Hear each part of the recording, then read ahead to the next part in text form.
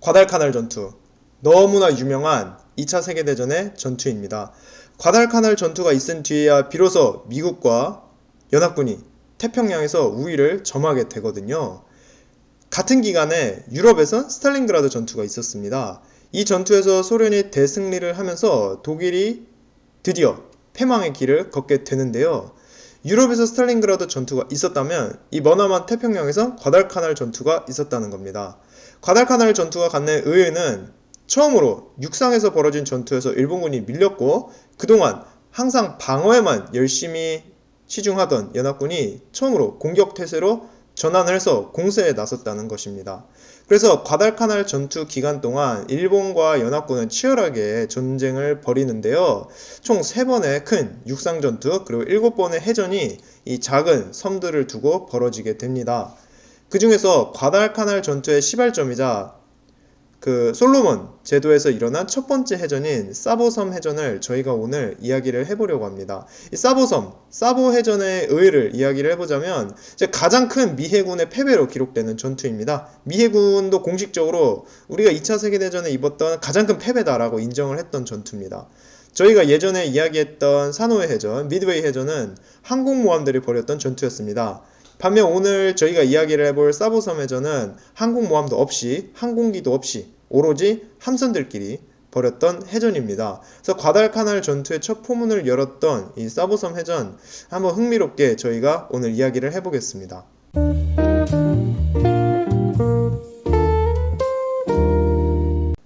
자, 1942년 6월에 미드웨이 해전에서 일본군은 큰 피해를 입었습니다. 그래서 단 한순간에 주력 항공모함 4척을 잃어버리면서 2차 세계대전 끝날 때까지 복구하지 못할 큰 타격을 받게 되죠. 그런데 중요한 게 미드웨이 해전에서 졌다고 해서 일본 제국이 갑자기 수축하게 되었냐? 그렇지는 않았습니다. 그래서 해전에선 졌지만 아직 단 한 뼘의 땅도 잃지를 않았다는 거죠. 오히려 그때까지만 해도 태평양 일대에서 침략 전쟁을 계속해서 수행하고 있었습니다. 그런 일환에서 1942년 5월에 일본군은 솔로몬 제도에서 세력을 점점 넓히는데요. 툴라기 섬 그리고 그 이웃의 과달카날 섬 등등의 여러 거점들을 확보하고 있었습니다. 참고로 이 섬들은 지금 저희가 아무리 지도를 펼쳐놓고 찾아봐도 찾을 수가 없는 섬들입니다. 그러니까 세계 지도에 등장하지 않는 섬들이고요. 그러니까 세계 지도를 펼쳐놓고 보시면은 이제 파푸아뉴기니 쪽에 보시면 솔로몬 제도라는 곳이 보입니다. 그래서 솔로몬 제도에 있는 작은 섬들이에요. 그래서 구글 지도를 이용해서 저희가 자세히 들여다봐야만 비로소 찾을 수 있는 그런 섬들입니다.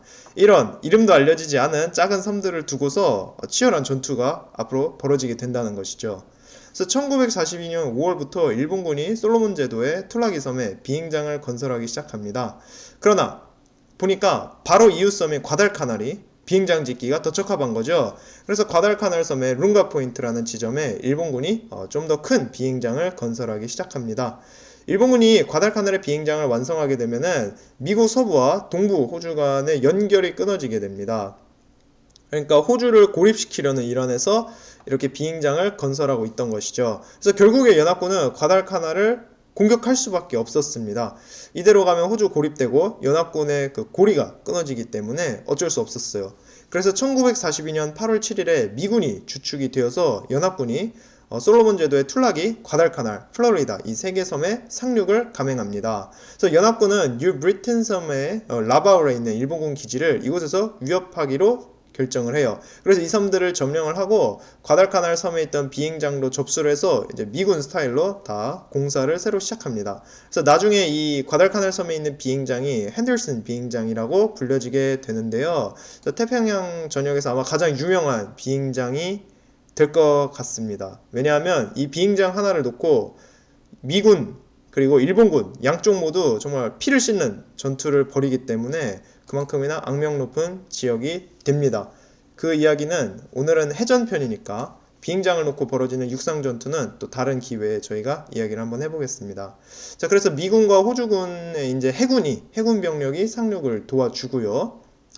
일단 육상 전투 첫날 벌어졌던 그 과달카날 섬의 육상 전투는 큰 사건이 별로 없습니다. 왜냐하면 그 과달카날에서 비행장을 건설하고 있던 일본군은 대부분 이제 노동자들이었고 이제 실제 전투 수행 병력이 별로 없었기에 미군이 상륙해 오니까 이제 대부분 깜짝 놀라서 정글 속으로 달아납니다. 그래서 첫날에는 일이 꽤 잘 풀리는가 싶었었죠.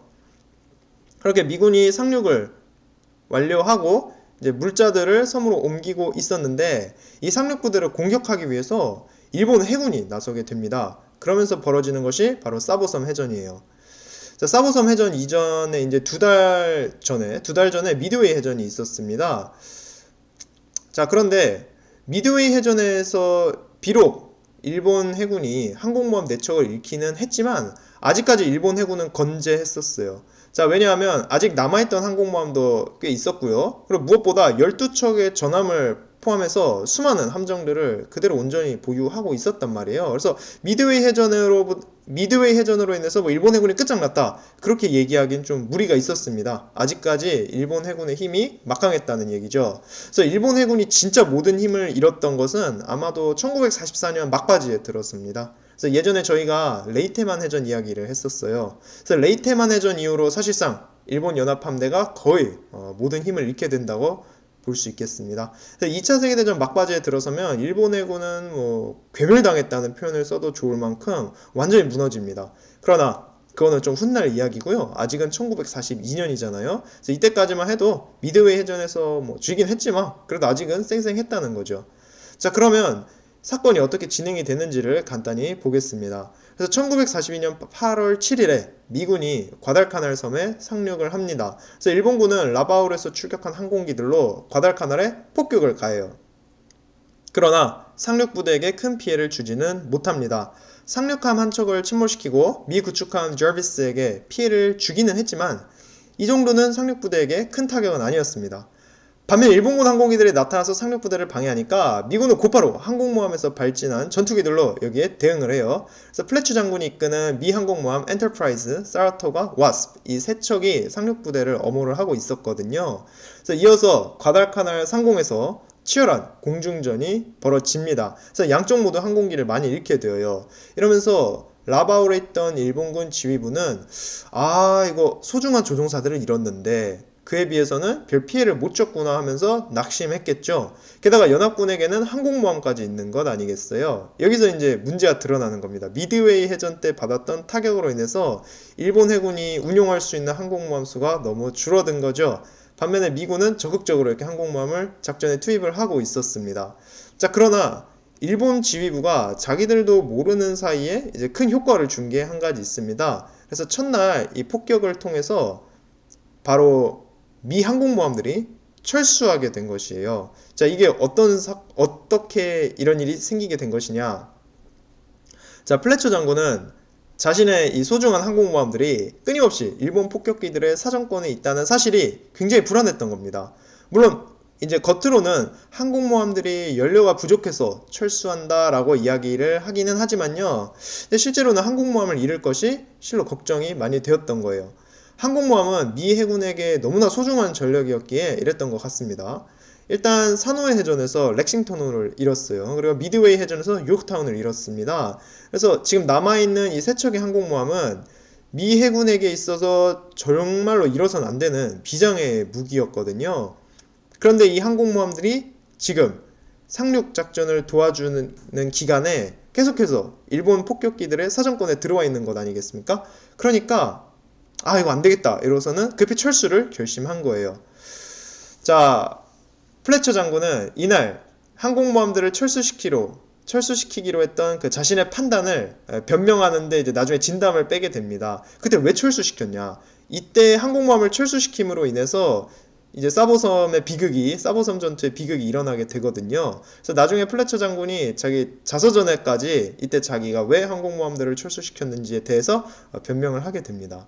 결국 이러면서 과달카날의 상륙을 진행하고 있던 미 해병대와 그 상륙부대 함정들은 항공 지원을 받지를 못하게 된 것이죠. 항공모함들이 지레 겁을 먹고 철수를 하는 바람에요. 그래서 당시 라바울에 있던 일본 지휘부는 이 사실을 전혀 몰랐어요. 그래서 항공모함이 아직도 있다고 생각을 하고 있었지만 이제 자기들도 모르는 사이에 뜻밖의 행운이 찾아온 것이죠. 한편 일본 지휘부는 과달카날과 툴라기 섬의 기습 공격을, 사실 이제 기습 상륙을 한 연합군을 이걸 어떻게 할지에 대해서 활발히 회의를 하고 있었습니다. 그러다가 내린 결론이 무엇이냐? 이제 바로 뭐 일본의 그 사무라이 정신이 있잖아요. 그래서 공격을 가하자, 이런 결론이 내려진 것이죠. 그래서 일본군의 본거지는 브리튼 섬의 라바울에 있었는데요. 그러니까 도쿄에서 무려 4,500km나 떨어진 곳에 있는 남서태평양, 사실상 뭐 최전방에 있는 일본군 기지였습니다.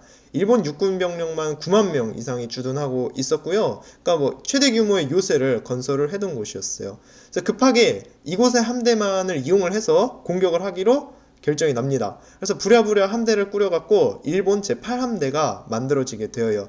이 함대를 이용해서 곧바로 과달카날에 상륙한, 저 발칙한 상륙작전을 감행한 미군을 공격하러 가자, 이런 생각을 하게 된 겁니다. 라바울에서 과달카날까지의 거리가 한 1000km 정도 되는데요. 비행기 타고 5시간 정도의 거리입니다. 그래서 부산에서 서울까지 가는 거리의 2배가 좀 넘는데, 그래서 만약에 바로 출발한다면은 하루 이틀 정도의 시간으로 이제 미군이 상륙을 완료하기 전에 도착할 수 있겠다 싶었던 거죠. 그래서 공격을 책임지게 되는 사람이 바로 일본의 해군 중장 구니치 미카와입니다. 그래서 미카와는 과달카날에 상륙한 연합군 함대를 경멸하기 위해서 급하게 라바울 주변의 모든 전투함들을 모읍니다. 그렇게 자신이 타고 있는 중순양함 초카이, 경순양함 텐리와 유바리, 그리고 파푸아뉴기니에서 지원으로 온 중순양함 아오바, 프루타가, 카코, 키누가사, 이렇게 4척으로 함대를 조직해요. 5척의 중순양함, 2척의 경순양함, 거기에 더불어 1척의 구축함까지 해서 이 제8함대의 규모도 제법 커집니다. 그렇게 1942년 8월 7일 오후 4시에 과달카날에 상륙한 연합군을 격파하기 위해서 일본 제8함대가 출동을 합니다. 그래서 간단하게 이 미카와 장군이 타고 있던 기함 초카이호를 한번 보겠습니다. 그래서 주인공이 될 배들이니까 어떤 배들인지 저희가 간단하게 알면은 재밌을 것 같습니다. 그래서 초카이만 해도 길이가 203m에 무게도 15,700ton이나 됩니다. 거기에 8인치 함포 10문에 5인치 함포 4개를 장착을 하고 있고요. 배 위에 대포만 14개가 있는 그런 배입니다. 이제 거기에다 이제 남는 공간에도 빼곡하게 대공포를 장착한 함정이에요. 또 어뢰도 발사를 할 수 있었고요. 최고 속도도 시속 65km까지 낼 수가 있었습니다. 총 700여 명의 승조원이 탑승할 수도 있었고요. 여기서 눈여겨볼 것은 저희가 예전에 스시마 해전 얘기를 했었습니다. 스시마 해전에 참가했던 그 도고지독이 타고 있던 기함 미카사가 있잖아요. 그래서 미카사의 크기가 130m라고 했었잖아요. 그래서 스시마 해전 이후로 함선들이 얼마나 커졌는지를 저희가 대충 눈여겨볼 수 있습니다. 그러니까 전함도 아니고 그냥 중순양함이 이 정도 크기라는 사실이죠. 물론 쇼카이를 제외한 4척의 다른 중순양함은 조금 더 작기는 합니다. 그럼에도 모든 순양함의 기본적인 크기가 그 러일 전쟁 당시 최상급 전함보다 컸고 속력도 2배 이상 빨랐어요. 이런 함정이 무려 5척이나 포함된 함대였다는 사실입니다. 그러나 경순양함 2척인 텐리와 유바리, 그리고 구축함 1척은 매우 낡았고 속도도 느린 데다 나머지 중순양함들과 무선 연락도 되질 않는 상황이었습니다.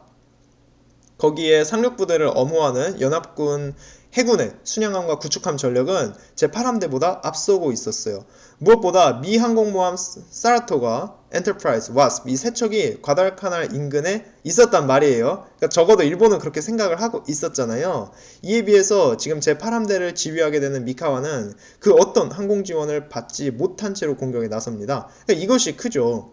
이미 산호의 해전과 미드웨이 해전을 통해서 해전의 주역이 항공모함으로 넘어갔다는 것이 확실해진 상황에서 그 어떤 항공 지원도 받지 않고 단독으로 용감하게 공격을 하러 간 것입니다. 그래서 미카와의 목표는 간단했어요.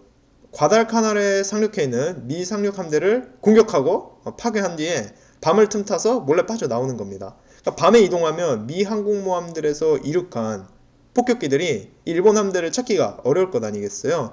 신속하게 가서 치고 달아난다라는 작전입니다. 그래서 일본 해군은 야간 작전에 특히 자신이 있었기 때문에 미카와는 자신에게 그 해군 전력이 부족하다는 약점을 야간에 과감한 기습을 함으로써 상쇄할 수 있다고 생각한 것이죠.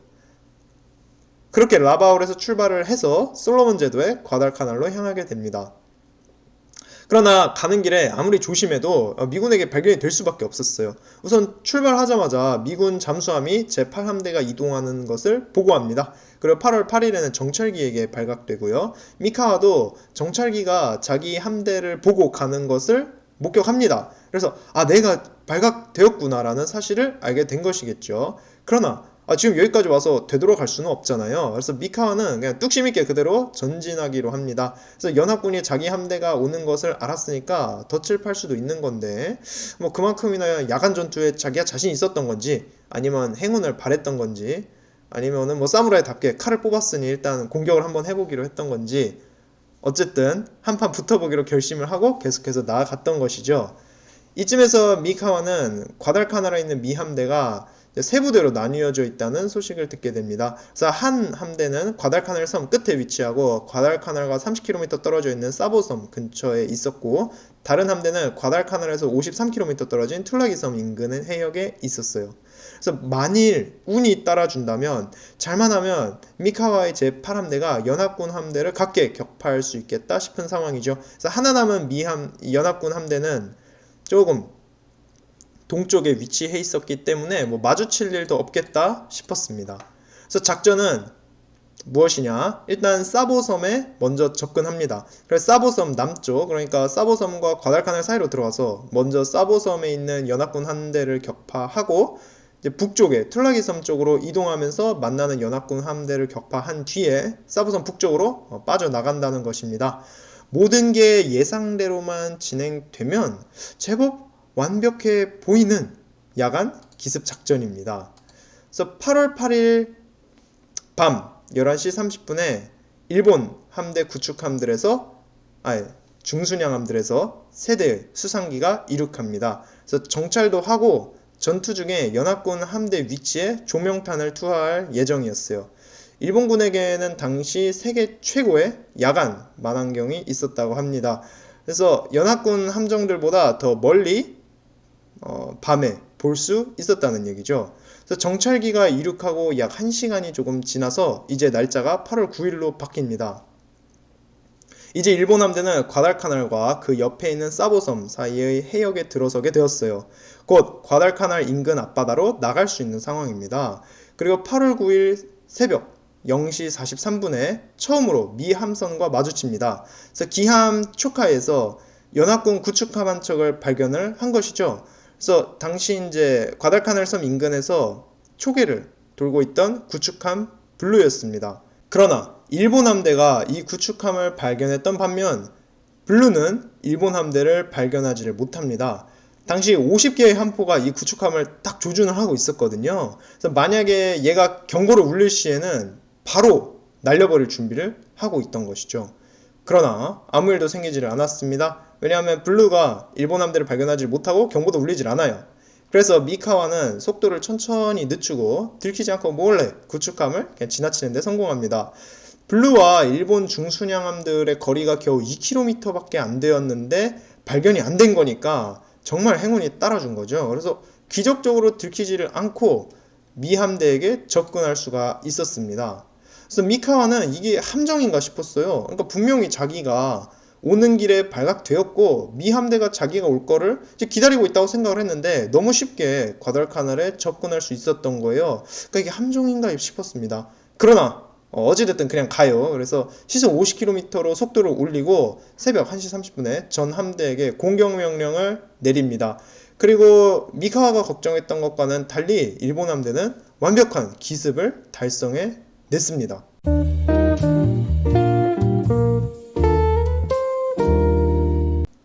연합군 함대는 어떠했을까요? 사보섬 해전을 이야기하기에 앞서 연합군의 상황을 간단히 보아야 합니다. 왜 미카와의 제8함대가 오는 것을 눈치를 못 챘는가?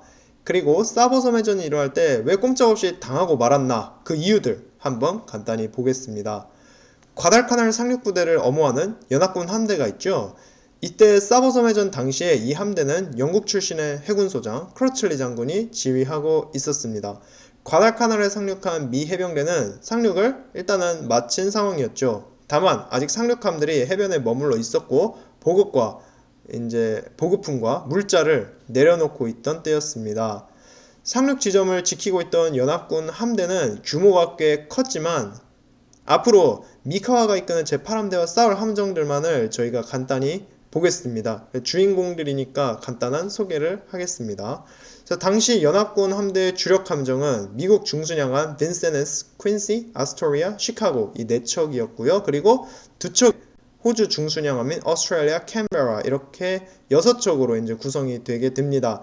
이 함정들을 2개 그룹으로 나누어 둔 상태였고요. 그렇게 북부 함대와 남부 함대로 나뉘어져 있었습니다. 함대를 지휘하는 크러칠리 장군은 자신의 기함 오스트레일리아호에 타고 있었고요. 여기서 문제는 강력하긴 했지만 일본 함대보다 더 강력해요.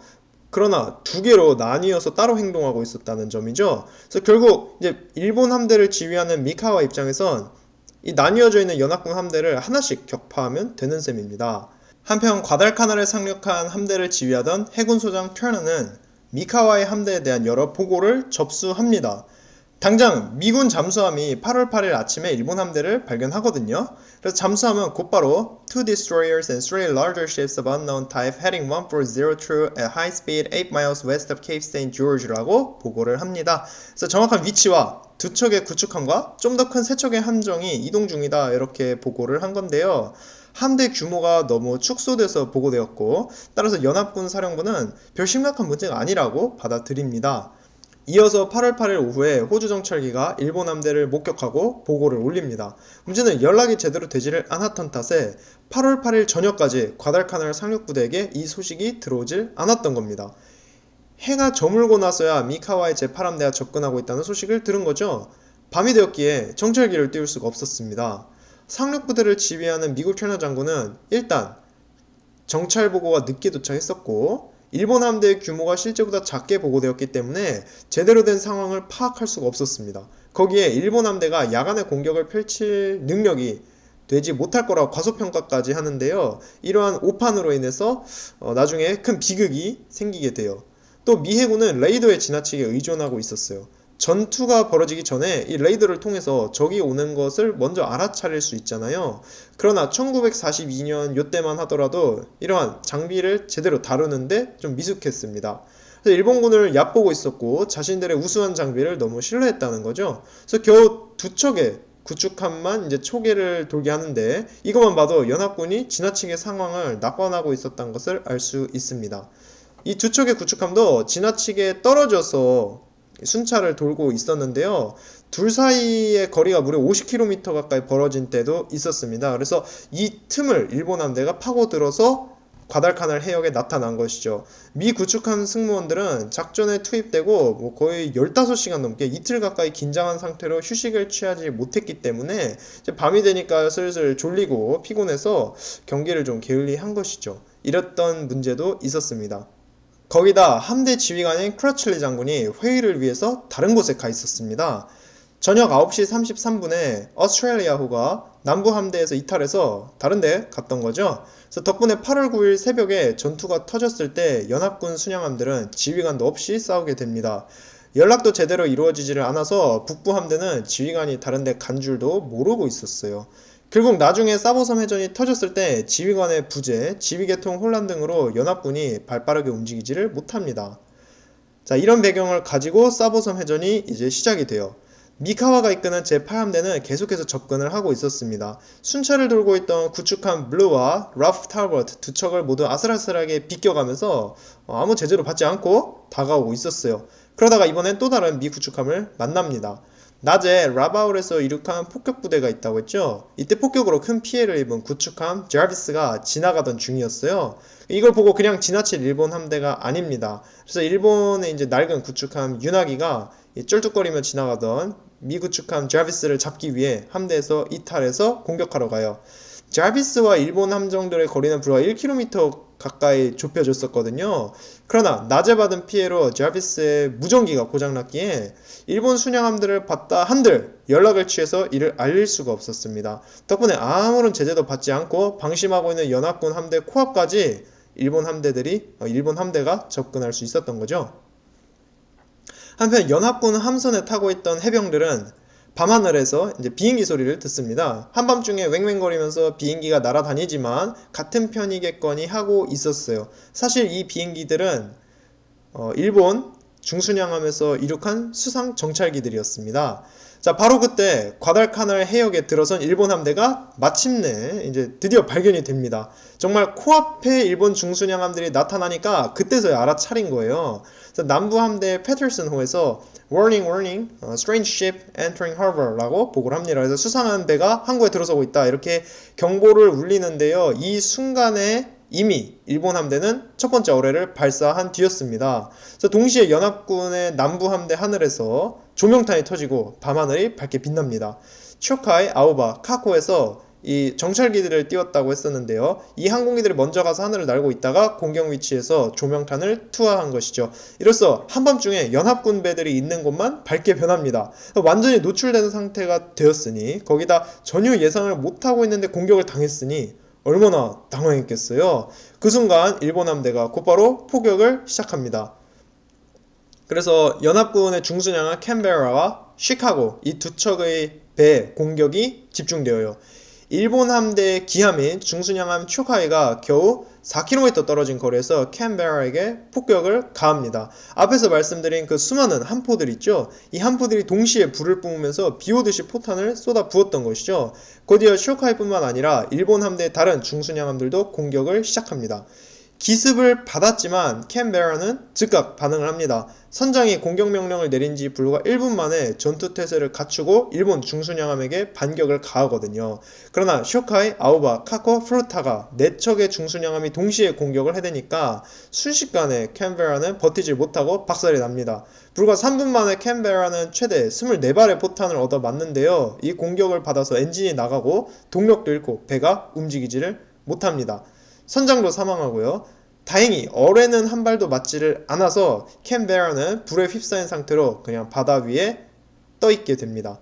한편 캔베라와는 정반대 방향으로 시카고호는 움직이는데 일본 정찰기들이 투하한 조명탄에 이제 자고 있던 시카고의 선장과 승조원들이 일어납니다. 갑자기 밖에서 밝은 빛이 터지니까 다들 깜짝 놀라서 잠에서 깨요. 시카고의 선장은 급히 반격을 하라고 얘기를 합니다. 동시에 시카고는 어뢰를 피하기 위해서 급히 속도를 올리고 방향을 틀어요. 그렇게 처음 발사된 어뢰들은 피하지만 일본 함정들이 거듭해서 시카고에게 어뢰를 발사합니다. 이어서 다가오는 두 발의 어뢰를 시카고가 피하지만 중순양함 카코에서 발사한 세 번째 어뢰가 뱃머리에 명중하면서 배가 타격을 받습니다. 그래서 배에 물이 차고 엔진도 나가요. 그리고 마스트 쪽에 6인치 포탄을 얻어맞는데요. 이때 이제 시카고의 대응이 늦었습니다. 시카고는 일본 함대에게 주포를 이용해서 반격하지도 못했어요. 그러나 몇 발의 반격을 가해서 경순양함 텐류에게 피해를 줍니다. 그래서 이때 일본 함대에서 첫 번째 사상자가 발생하고요. 그러나 거기까지였습니다. 이제 시카고는 치명적인 손상을 입었기 때문에 이를 복구하기 위해서 서쪽으로 달아나고요. 40분 넘게 비틀거리면서 피신합니다. 그래서 큰 타격을 받았기에 전투에서 낙오된 건데 문제는 이제 배에서 일어나 불을 끄느라 바빠서 북부 함대에게 일본 제8함대가 공격해왔다는 사실을 알리질 않았던 거예요. 그렇게 단 7분 만에 남부 함대가 박살났습니다. 일본 함대는 구축함들은 그냥 무시하고 지나갔거든요. 구축함 베이글레이에서 어뢰 몇 발을 날려보지만 명중시키지 못했고 베이글레이는 급히 서쪽으로 달아납니다. 한편 구축함 패터슨이 용감하게 일본 함대에게 혼자서 공격을 가합니다. 그래서 일본 함대 가장 뒤에 있던 순양함 세처 유바리, 텐류, 프루타가와 전투를 벌여요. 이게 왜 용감한 거냐면 일단 남부 함대의 순양함 두 척은 이미 파괴된 상태죠. 패터슨은 일본 중순양함에 비해서 길이가 절반밖에 안 되고 무게도 5분의 1밖에 안 됩니다. 무장도 빈약하고요. 그런데 호롤 단신으로 일본 함대에게 달려든 건 아니겠어요? 굉장한 용기죠. 그러나 안타깝게도 일본 함정들에게 피해를 주지는 못합니다. 오히려 4분간의 전투에서 명중탄을 맞고선 급히 후퇴를 해요. 일본 함대는 이때 두 개로 나뉩니다. 그래서 패터슨의 용감한 공격을 상대하느라 뒤에 따라오던 순양함 세척이 뒤처진 것인데 이로써 두 개 그룹으로 나뉜 일본 함대는 바로 북쪽으로 향합니다. 북쪽에는 연합군의 북부 함대가 있었거든요. 이제는 북부 함대에게 치명적인 공격을 가할 차례였습니다. 이 두 개 그룹으로 나뉜 일본 함대는 동쪽과 서쪽에서 에워싸듯이 연합군 북부 함대에게 접근해요. 이어서 사보섬 북쪽에서 또다시 치열한 해전이 벌어지게 됩니다. 새벽 1시 44분에 일본 중순양함들은 어뢰를 발사하고 곧바로 양쪽에서 공격에 들어가요. 남부 함대와 같게 북부 함대의 하늘에도 조명탄이 터지고 캄캄한 하늘이 밝게 변합니다. 연합군 함선들은 전혀 공격 준비도 되어 있지 않았고 몇 명의 승조원을 제외하면 다 자던 중이었어요. 어느 정도로 공격 예상을 못하고 있었느냐? 조명탄이 터져도 이게 아군이 터뜨린 것인 줄 알고 대부분 배들이 가만히 있었습니다. 곧이어 일본 순양함들이 한 포를 발사하고 북부함대 중순양함들 주변에 포탄이 떨어져요. 중순양함 아스토리아 주변에 빗나간 포탄들이 떨어지지만 그때까지도 선장은 아군 배들이 5인 사격을 하는 것일 수도 있으니 반격하지 말라고 합니다. 그때 일본 기함 쇼카의 포탄이 아스토리아에 떨어집니다. 이어서 뱃머리, 갑판, 함교에 포탄이 명중하고요. 아스토리아는 그때서야 반격을 가하지만 단 한 발도 명중시키지 못하고 비틀거리며 전열을 이탈합니다. 미 중순양함의 구조적 문제가 연료 탱크가 일본 함포 사격에 쉽게 노출된다는 것이었는데요. 당시 아스토리아 위에서 불길이 걷잡을 수 없이 퍼지고 있었습니다. 엔진도 말을 안 듣고 불이 났으니까 정신이 없었죠. 그렇게 불길에 휩싸여 비틀거리다가 중순양함 퀸시와 충돌할 뻔하기까지 합니다. 아슬아슬하게 둘이 스쳐 지나갔다고 해요. 아스토리아는 그날 밤에 최소 34발에서 최대 63발의 포탄을 맞습니다. 일본 함대가 포격을 끝내고 지나갈 때 아스토리아는 그저 불타는 고철덩어리가 되어 있었어요. 한편 미 중순양함 퀸시의 경우 배 전체에 걸쳐 포탄을 수없이 두드려 맞습니다. 퀸시는 일찍이 구축한 페럴슨의 정보를 듣고 공격 준비를 해둔 상황이었거든요. 그래서 일본 순양함들의 서치라이트가 켜짐과 동시에 곧바로 공격을 합니다. 그러나 아오바, 프루타가 텐류 세 척에게 집중 공격을 받으면서 불길을 휩싸여요. 텐류가 발사한 어뢰도 두 발 맞습니다. 2시 10분에는 함교의 명중탄이 떨어지면서 일격으로 퀸시의 선장도 사망하고요. 퀸시 위에는 5척의 수상 항공기가 실려 있었는데 항공기도 모두 폭발합니다. 순식간에 퀸시도 불덩어리가 되어요. 근데 불덩어리가 된 와중에도 반격을 계속 가합니다. 그래서 이 중 몇 발이 일본 기함 쇼카에 명중하는데 이게 하필이면 함교에 떨어져요, 포탄이. 그래서 미카와와 그 부하들이 이때 거의 죽을 뻔합니다. 반면 퀸시는 무려 54발의 포탄과 2발의 어뢰를 얻어맞으면서 결국에는 전투 불가능 상태에 빠집니다. 일본 함대의 공격이 어느 정도로 치명적이었느냐? 이 해전이 좀 진행된 뒤에는 일본군이 조명탄이나 서치라이트에 의존할 필요가 없었습니다. 왜냐면 불에 타고 있는 연합군 배들이 밤을 환하게 밝혀두고 있어서 더 이상 빛이 필요하지 않았던 것이죠. 북부 함대 기함인 빈세네스가 있습니다. 빈세네스는 실제로 남부 함대 쪽에서 해전이 일어나는 것을 목격을 했거든요. 그래서 전투 준비를 마치고 기다리고 있었습니다. 그러다가 서치라이트를 켜고 접근하는 배들을 본 것이죠. 이게 일본 중순양함이었지만 비스네스는 같은 편 함선이라고 생각을 하고선 공격하기를 처음에 망설입니다. 그러다가 1시 53분에 중순양함 아오바가 포격을 시작하고 비스네스의 승조원들도 저기구나 알아차리고선 바로 응사를 가합니다. 그러나 쇼카이가 발사한 어뢰 2발이 비스네스에 명중하면서 큰 피해를 입게 되고 전투 능력도 현저히 떨어져요.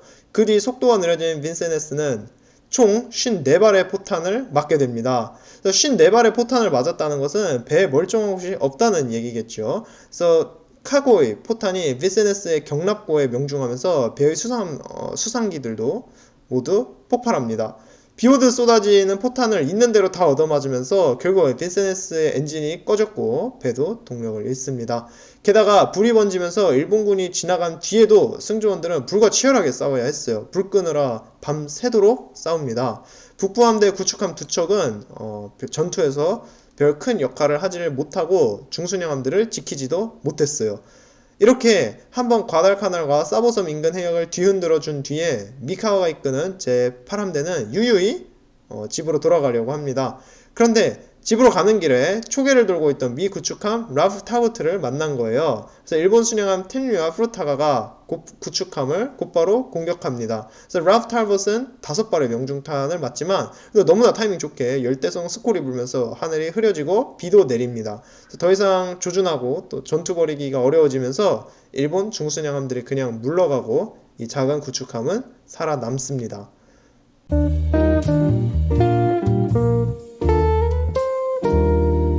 연합군이 사보섬 해전에서 입었던 피해는 막대했습니다.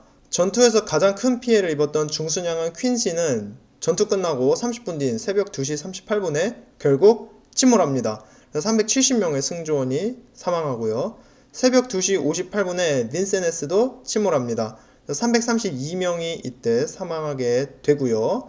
남부 함대 캔베라의 경우 캔베라는 불도 끄고 잘하면 배도 살려낼 수 있을 것 같았어요. 하지만 새벽 4시 무렵 배 내부에서 큰 폭발이 일어났고 결국 아침 8시에 침몰하고 85명이 사망하게 됩니다. 불길에 휩싸인 아스토리아는 12시 45분에 침몰하고요. 216명이 사망합니다. 일본 해군은 35명만 사망하고요. 부상자도 51명밖에 안 되었기 때문에 다 합쳐도 사상자가 100명이 안 됩니다. 그래서 엄청난 대승리 아닙니까? 전투 동안에 기함 쇼카이는 3발, 키누가사는 2발, 아오바가 1발의 포탄만 맞고 그 외에 어떤 함정도 피해를 입질 않았어요. 푸르타가와 카고는 1발도 맞질 않았단 말이죠. 그래서 배는 단 한 척도 잃지 않았고요. 이렇게 미 해군 역사상 최악의 패배로 기록되는 사보섬 해전입니다. 4척의 중순양함을 잃었고요. 1척의 중순양함이 피해를 입었고 2척의 구축함이 피해를 입었습니다. 1000명이 전사하고 709명이 부상을 입었고요. 그래서 이때 피해가 어느 정도로 크냐 하면은 이후에 약 6달간 이어지는 과달카날 해역에서 벌어진 다른 해전 전사자를 다 합하면 그게 이제 사보 해전 단 한 번의 전사자와 맞먹을 정도입니다. 그래서 상당히 큰 피해죠. 이렇게까지 처참하게 패배를 당한 것은 전무후무한 그런 일이었습니다.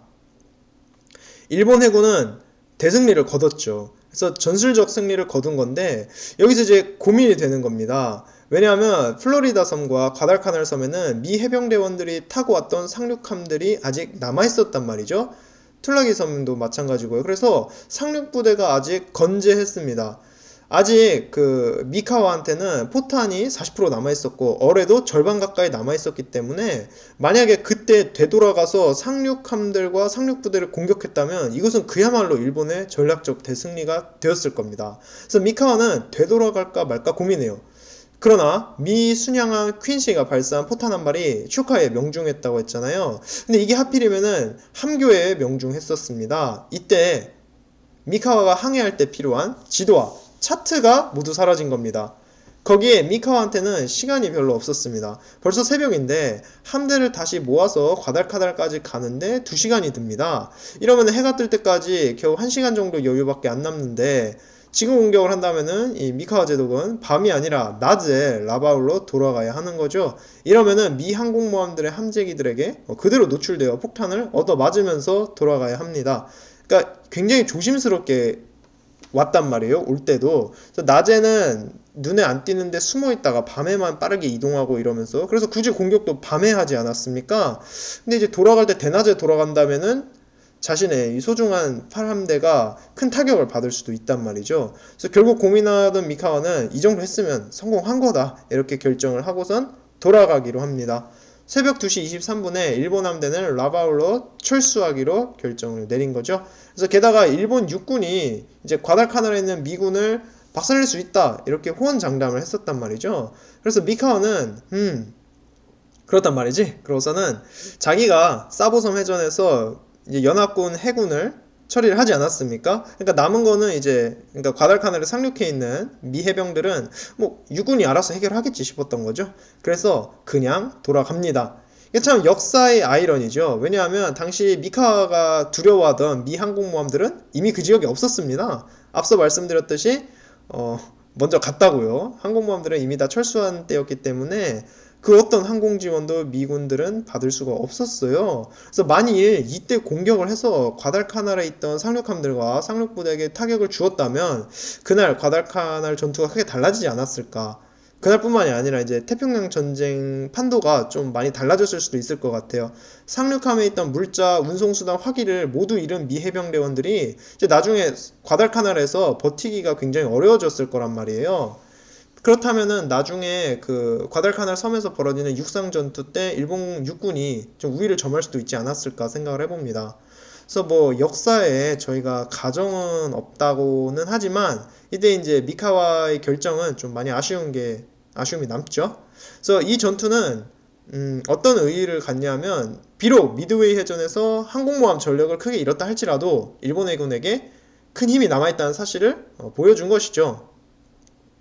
미군도 방심하고 있다 깜짝 놀라지 않았습니까? 그러니까 일본 해군도 우리가 아직 이만큼 할 수 있다 이렇게 보여준 겁니다. 그리고 앞으로 벌어지게 될 그 과달카날 섬을 두고 과달카날 섬의 그 수많은 해전들의 전초전 같은 느낌입니다. 자, 그리고 이게 보복일 수도 있겠지만 이제 사보섬 해전을 치르고 돌아가는 길에 일본 함대도 봉변을 당합니다. 그러니까 어렵고 위험한 전투할 때는 별 피해를 안 입었는데 돌아가는 길에 큰 사건을 겪는데요. 무엇이냐? 전투가 끝나고 중순양한 카고가 파푸아뉴기니의 카비행으로 향하던 중에 미국 잠수함의 공격을 받았던 것이죠. 사보섬 해전 바로 다음 날인 8월 10일에 일본 순양함들이 쭉 늘어서서 항해를 하고 있었는데 아침 6시 50분에 미 잠수함이 이 함대를 발견을 하고서는 어뢰 4발을 발사합니다. 그래서 이 중 3발이 카고에 명중하면서 중순양함이 그대로 침몰해버려요. 바로 옆에 가던 다른 중순양함들이 급히 승조원들과 선장을 구조하기는 합니다. 그러나 34명의 승조원이 이때 사망하고 배도 침몰해 버려요. 그래서 미국의 그 사보섬 해전의 뒤늦은 복수라고 할 수 있겠습니다. 일본 입장에서도 아니 해전 치를 때는 오히려 멀쩡했다가 집에 가는 길에 이런 일이 생기니까 조금 당황스럽긴 했겠죠.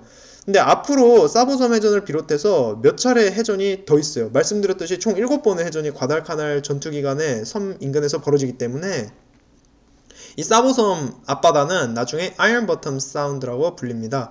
그러니까 뭐 배가 하도 많이 침몰해갖고 아이언 버텀 그러니까 쇠로 된 바닥이란 뜻이잖아요. 그러니까 그만큼이나 배가 많이 침몰하게 됩니다. 이곳에서. 그래서 오늘날까지도 이 사보섬 인근 앞바다가 이 스쿠버 다이버들의 명당? 예, 좋은 자리라고 불리고 있다고 하네요. 왜냐하면 아직까지도 침몰당한 당시 전함이나 배들이 그대로 가라앉아 있기 때문에 여기를 탐험하는 재미가 쏠쏠하다고 합니다. 이렇게 사보섬 해전 저희가 이야기를 해보았는데 뭐 과달카나를 둘러싼 전쟁은 이제 시작이에요. 그래서 오늘이 첫 번째 편이고요. 앞으로 저희가 계속해서 많이 이야기를 해볼 것 같습니다. 워낙에나 제2차 세계대전의 유명한 전역이기도 하고 또 알려지지 않은 해전들이 많아요. 사보섬 해전에 관한 이야기도 오늘 아마 처음 접하시는 분들도 많이 계실 것 같습니다. 저도 모르고 있다가 이렇게 과달카날 전역에 대해서 최근에 공부를 하다가 이거를 단독 에피소드로 만들어도 좋을 것 같다라는 생각이 들어서 공부를 시작했는데 상당히 흥미로웠습니다. 그리고 지금 사보섬 해전에서 승리를 하고 의기양양하게 집으로 돌아가고 있는 일본 함정들이 있잖아요. 일본의 그 패망을 상징하듯이 이 배들은 단 한 척을 제외하고 모두 2차 세계대전 기간에 침몰하고 맙니다. 심지어 프루타가, 카고, 키누가사, 텐류 이 4척의 경우에는 지금 첫 번째 과달카날에서 벌어진 해전에서는 비록 승리하였지만 1942년을 넘기지 못하고 모두 침몰하고 맙니다. 유바리와 유나기, 쇼카이의 경우에는 1944년에 침몰하게 되고요. 단 한 척 남은 중순양함 아오바의 경우에는 그래도 마지막까지 살아남기는 합니다. 그래서 보시면은 일본 그 해군이 나중에 괴멸당한다는 것이 정말 다른 말이 아니라 제가 이렇게 보니까 침몰을 안 하는 배가 없습니다. 그래서 거의 다 2차 세계대전 기간에 침몰을 하고 마는데요. 그래서 비록 사보섬 해전 이 한 차례 승리를 거두기는 했지만 이 함정들이 대부분은 심지어 그 해를 불과 몇 달 뒤에 침몰하게 된다는 그런 이야기입니다. 물론 그 과정에서 벌어지는 과달카날을 둘러싼 해전 이야기는 저희가 앞으로 또 나눠봐야 할 이야기죠.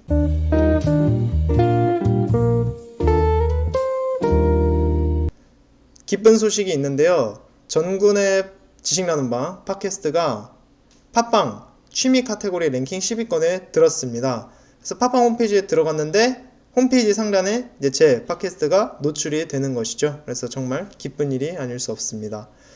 음질에 대해서 제가 간단하게 말씀을 드리고 싶은데요. 그러니까 최근에 제가 그동안 쓰던 마이크가 조금 울림이 심해서 하나 샀어요. 마이크를 하나 샀는데요. 이 마이크가 약간 문제가 있는지 또는 제 컴퓨터랑 호환이 잘 안 되는지 계속해서 배경에 약간의 스태틱 잡음이 조금씩 섞이더라고요. 그래서 이게 저는 편집을 할 때는 잘 안 들려서 없겠거니 생각을 했었는데 나중에 이제 소리를 키워서 들어보니까 배경에서 약간의 잡음이 좀 심하더라고요. 그래서 지금은 옛날 마이크로 복귀를 했고요. 조만간 큰 돈을 들여서 전문 녹음용 마이크를 하나 준비를 할까 제가 생각을 하고 있습니다. 이렇게 찾아보는데 가격이 꽤 높더라고요. 저는 마이크가 적어도 한 10만 원 안에서 살 수 있을 거라고 생각을 했었는데요. 그러니까 전문 이제 방송하시거나 녹음하시는 분들이 쓰는 마이크는 가격이 꽤 상당히 비싸더라고요. 그래서 한 40만 원, 50만 원대 이상 되는데요.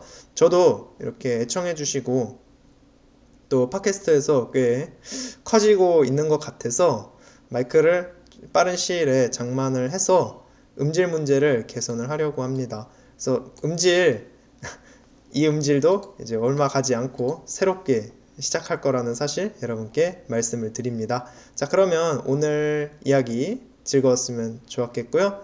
다들 감사합니다. 다음에 또 찾아뵐게요.